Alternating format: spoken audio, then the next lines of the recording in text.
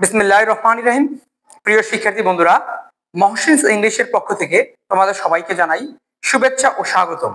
আজকে আমি যে টপিকটি নিয়ে আলোচনা করব সেটি হচ্ছে ন্যারেশন। অত্যন্ত গুরুত্বপূর্ণ একটি টপিক নিয়ে আজকে আলোচনা করব, ন্যারেশন। তোমরা যারা ন্যারেশন একদম প্রথম থেকে শুরু করতে চাও তাহলে এই ভিডিওটি হচ্ছে তোমাদের জন্য। যারা একদম ফার্স্ট টু লাস্ট ন্যারেশন প্রথম থেকে শুরু করতে চাও, আজকের ভিডিওটি শুধু তোমাদের জন্য। ন্যারেশন কি, কিভাবে ন্যারেশন করতে হয়, আমি সবকিছু ধারাবাহিকভাবে একটির পর একটি ভিডিওর মধ্যে দিয়ে বুঝিয়ে দিব। তো যারা একদম প্রথম থেকে শুরু করতে চাও, যেমন সপ্তম, অষ্টম, নবম শ্রেণীর শিক্ষার্থীরা যারা প্রথম থেকে ন্যারেশন শুরু করতে চাও, এই ভিডিওটি হচ্ছে তাহলে তোমাদের জন্য একটি উপযুক্ত ভিডিও। তাহলে আজকের ক্লাসটি হচ্ছে আমাদের কি, ন্যারেশন। ন্যারেশন শব্দের অর্থ হচ্ছে কি, উক্তি। ন্যারেট শব্দ থেকে ন্যারেশন শব্দটির উৎপত্তি হয়েছে। ন্যারেশন শব্দটির উৎপত্তি হয়েছে কি, ন্যারেট। ন্যারেট মিন্স হচ্ছে কি, বর্ণনা করা। এই ন্যারেট থেকে ন্যারেশন শব্দটির উৎপত্তি হয়েছে। There are two types of narration. First of all, you have to know the how many types of narration. There are two types of narration: direct narration and indirect narration. তাহলে দেখো আমরা এখানে লিখি নেই direct narration. Direct narration আর হচ্ছে কি, দুই number হচ্ছে ইনডিরেক্ট।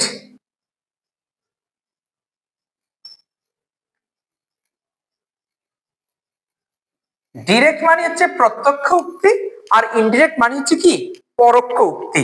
প্রত্যক্ষ উক্তি হচ্ছে বক্তার বক্তব্যটা হুবহু অন্যের নিকট বর্ণনা করাকে বলা হয় ডিরেক্ট ন্যারেশন। এই যে এটা হচ্ছে কি, প্রত্যক্ষভাবে বর্ণনা করা, আর ইনডিরেক্ট হচ্ছে কি, পরোক্ষভাবে বর্ণনা করা। বক্তার বক্তব্যটা পরোক্ষভাবে অন্যের নিকট বর্ণনা করাকে বলা হয় কি, ইনডিরেক্ট ন্যারেশন। তাহলে প্রথমে তোমাকে জানতে হবে ন্যারেশন কার কার হয়। ন্যারেশন হয় শুধুমাত্র 5 প্রকার সেন্টেন্সের। According to meaning, there are 5 kinds of sentence. এই 5 প্রকার সেন্টেন্সের ন্যারেশন হয়, যেমন অ্যাসার্টিভ, ইন্টারোগেটিভ, ইম্পারেটিভ, অপটেটিভ এবং এক্সক্লেমেটরি। এই 5 প্রকার সেন্টেন্সের কি হয়, ন্যারেশন হয়। তাহলে আমরা আজকে মূলত আমাদের ক্লাসটি হবে অ্যাসার্টিভ সেন্টেন্সের উপর ন্যারেশন। আমাদের অ্যাসার্টিভ সেন্টেন্স, অ্যাসার্টিভ সেন্টেন্সের ন্যারেশন কিভাবে করতে হয় আজকে আমি পুঙ্খানুপুঙ্খানুভাবে বুঝিয়ে দিব যে অ্যাসার্টিভ সেন্টেন্সের ন্যারেশন কিভাবে করতে হয়। তাহলে তোমাকে মনে রাখতে হবে একটি ডিরেক্ট সেন্টেন্সের দুটি পার্ট থাকে। একটি ডিরেক্ট সেন্টেন্সের কয়টি পার্ট থাকে? তাহলে আমরা দেখো এখানে শুরু করে দিলাম direct sentence. He said to me I am well. এই যে দেখো এখানে আমরা একটা ডিরেক্ট সেন্টেন্স লিখে নিয়েছি। তাহলে direct sentence has to parts. একটা ডিরেক্ট সেন্টেন্সের দুইটা পার্ট থাকবে, একটা হচ্ছে রিপোর্টিং ভার্ব আর একটা হচ্ছে কি, রিপোর্টেড স্পিচ। তাহলে দেখো এই যে রিপোর্টিং ভার্ব, এটা হচ্ছে কি আমরা সংক্ষেপে আরবি দ্বারা প্রকাশ করব, আর এটাকে আরএস দ্বারা প্রকাশ করব। তাহলে এখানে দেখো ফাইনাইট ভার্বযুক্ত যে অংশটা, সেটা হচ্ছে কি, রিপোর্টিং ভার্ব। আর ইনভার্টেড কমার ভিতরে, এই যে ইনভার্টেড কমা দিয়েছি, ইনভার্টেড কমার ভিতরে যে অংশটা থাকবে সেটাকে বলা হয় রিপোর্টেড স্পিচ। এই কথাটা তোমরা অনেকে ভুল করো, একটা হচ্ছে রিপোর্টিং ভার্ব। তাহলে আমি মূলত লিখিয়ে দিচ্ছি রিপোর্টিং, REPORTING, রিপোর্টিং ভার্ব। আর এটা হচ্ছে কি, রিপোর্টেড, REPORTED, রিপোর্টেড স্পিচ। একটা হচ্ছে রিপোর্টিং ভার্ব আর একটা হচ্ছে কি, রিপোর্টেড স্পিচ। তাহলে আমরা দুটো অংশ পেয়ে গেলাম। একটা ডিরেক্ট সেন্টেন্সের দুটো পার্ট থাকে, একটা হচ্ছে রিপোর্টিং ভার্ব আর একটা হচ্ছে কি, রিপোর্টেড স্পিচ। তাহলে তোমাকে সবসময় মনে রাখতে হবে এই রিপোর্টিং ভার্বের পরে একটা কমা বসে, আর রিপোর্টেড স্পিচটা সব সময় ইনভার্টেড কমার ভিতরে থাকে, এটা মনে রাখতে হবে। তো দেখো এটাকে আমরা ইনডিরেক্ট করি, ডিরেক্ট থেকে ইনডিরেক্ট করব। এখন কথা হচ্ছে তোমাকে এখানে কিছু নিয়ম শৃঙ্খলা জানতে হবে। রিপোর্টিং ভার্বটা যখন পাস্ট টেন্সের হয় তখন রিপোর্টেড স্পিচের টেন্সের পরিবর্তন হয়। এই রিপোর্টেড স্পিচের যে টেন্স থাকবে সেই টেন্সটার পরিবর্তন করতে হবে যদি রিপোর্টিং ভার্বটা পাস্ট টেন্সের হয়। আর রিপোর্টিং ভার্বটা যদি প্রেজেন্ট টেন্সের অথবা ফিউচার টেন্সের হয় তাহলে রিপোর্টেড স্পিচের টেন্সের কোনো পরিবর্তন হবে না। এটা তোমাকে সবসময় মনে রাখতে হবে। তাহলে আমরা খুব ধারাবাহিকভাবে শিখে নিব কিভাবে টেন্সের পরিবর্তন করতে হয়, কিভাবে পার্সনের পরিবর্তন করতে হয়, কিভাবে মোডাল অক্সিলারি ভার্বের পরিবর্তন আসে সেগুলা। তো দেখো এখানে এই রিপোর্টিং ভার্ব সেট টু এর পরিচিত অবজেক্ট থাকে, তাহলে তোমরা এই অ্যাসার্টিভ সেন্টেন্সের ক্ষেত্রে রিপোর্টিং ভার্ব সেড টু এর পরিবর্তে টেল অথবা টোল্ড বসাতে পারবা। যদি এখানে প্রেজেন্ট টেন্স হয় তাহলে হবে টেল, আর যদি পাস্ট টেন্স হয় তাহলে হবে কি টোল্ড। তাহলে এখন দেখো যদি এর পরে অবজেক্ট থাকে, এর অনেক নিয়ম আছে, আমি বলে দিব ধারাবাহিকভাবে। দেখো এই সেড টু এর পরিবর্তে আমরা বসাবো টোল্ড। হি টোল্ড মি। এখন কেন এখানে টোল্ড আসলো আমি বলে দিচ্ছি। দেখো এই সেড টু এর পরিবর্তে আমরা এখানে টোল্ড বসাইছি, এটা হচ্ছে পাস্ট টেন্স, তাহলে আমরা বসাবো টোল্ড। আর যদি এখানে প্রেজেন্ট টেন্স হতো তাহলে বসাতাম কি টেল। তাহলে প্রেজেন্ট টেন্স হলে প্রেজেন্ট ফর্ম, পাস্ট টেন্স হলে পাস্ট ফর্ম বসাতে হবে। তাহলে দেখো এখন মি আছে, এই যে মিটা থাকবে। এখন এই রিপোর্টিং ভার্ব এবং রিপোর্টেড স্পিচ কে, এই আরবি এবং আরএস কে অ্যাসার্টিভ সেন্টেন্সে কি দ্বারা যোগ করতে হয় জানো? দ্যাট দ্বারা যোগ করতে হয়। তাহলে আমরা এখানে কি লিখবো? That. He told me that. এরপরে আমরা এই যে আরএস এর সাবজেক্ট কে খুঁজে নিব। রিপোর্টিং ভার্ব লেখার পরে রিপোর্টেড স্পিচের সাবজেক্ট খুঁজে নিব। এখানে সাবজেক্ট কে আই। আই কোন পারসন? আই হচ্ছে ফার্স্ট পারসন। ফার্স্ট পারসন হলে রিপোর্টিং ভার্বের সাবজেক্ট অনুযায়ী, তাহলে এখানে হি থেকে কি আসবে? হি আসবে। দেখো আর যদি এটা আমরা শিখিয়ে দিব পার্সনের পরিবর্তন কিভাবে করতে হয়।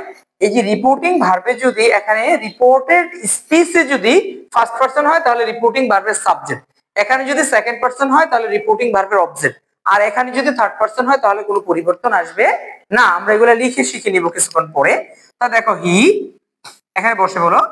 এখন দেখো আই এম অয়েল, এটা কোন টেন্স? এটা প্রেজেন্ট ইনডিফিনিট টেন্স, তাহলে এটাকে পাস্ট ইনডিফিনিট টেন্স বানাতে হবে। তাহলে এম এর পরিবর্তে এখন কি আসবে? ওয়াজ। He was well. তো দেখো এর অর্থটা, হি সেড টু মি, সে আমাকে বলেছিল আই এম অয়েল, আমি ভালো আছি। আর he told me that he was well, সে বলেছিল যে সে ভালো ছিল। তাহলে আমরা একটা হলো প্রত্যক্ষভাবে বললাম আর একটা পরোক্ষভাবে বললাম, তাহলে আমাদের ডিরেক্ট থেকে ইনডিরেক্ট হয়ে গেল। ঠিক দেখো যদি এই সেন্টেন্সটা এরকম হতো, একটা ডিরেক্ট সেন্টেন্স, হি সেড এখানে কমা আই এম অয়েল, তখন কি হতো? তখন এই দেখো এখানে অবজেক্ট নাই।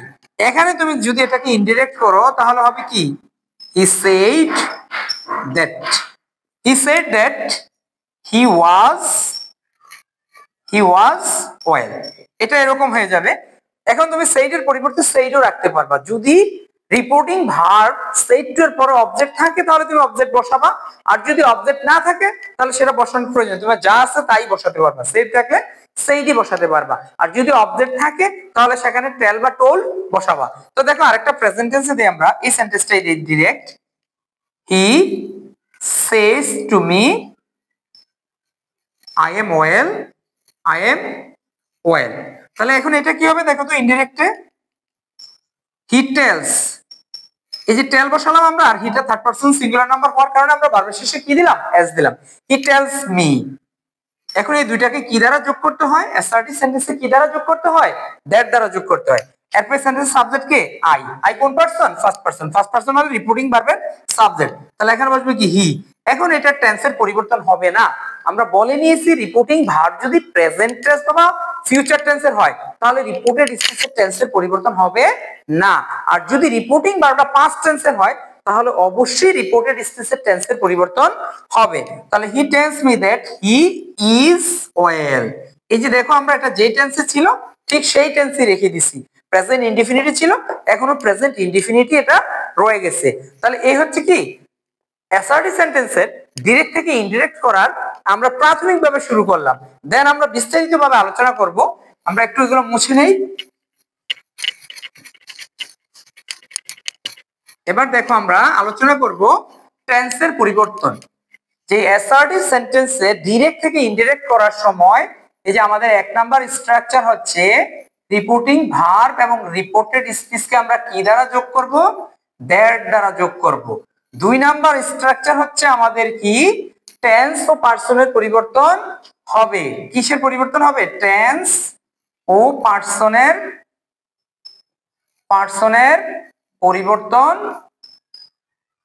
পরিবর্তন হবে। আমাদের কি করতে হবে? টেন্স এবং পার্সনের পরিবর্তন করতে হবে।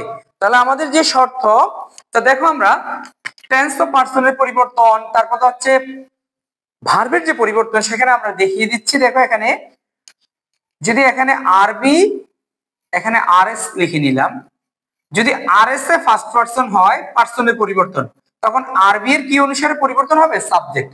যদি এখানে সেকেন্ড পারসন হয় তখন আরবি এর কি অনুসারে পরিবর্তন হবে? অবজেক্ট। আর যদি এখানে থার্ড পারসন হয় তাহলে আরবি এর কোনো পরিবর্তন হবে না, থার্ড পারসন হলে থার্ড পারসনই থেকে যাবে। এটা হচ্ছে কি পার্সনের পরিবর্তন, পার্সনের পরিবর্তন, পার্সনের পরিবর্তন। এবার দেখো টেন্সের পরিবর্তনটা দেখি আমরা।